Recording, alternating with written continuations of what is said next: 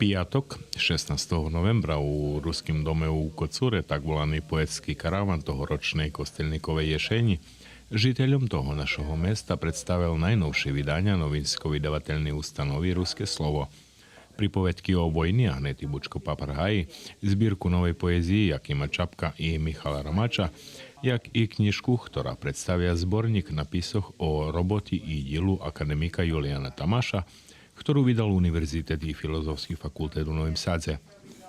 Popri toho, že predstavili svoj nový literatúrny čad a poetové toho večera, vy pripovedali i co za nich znači to tá manifestacija, jak i sam kostelnik. A tohoročna kostelnikova ješenj označena s tim, že knjižke objavljovala jedna generacija naših pisatelja, ktorá narodzena deška okolo 50-ih rokov, vošla do literaturi 70-ih rokov. To specifika, bilo tu normalno i knjižki za djeci, bilo i knjižki mladših autorov, ali to je jakašik oznaka tej kostelnikove ješenje.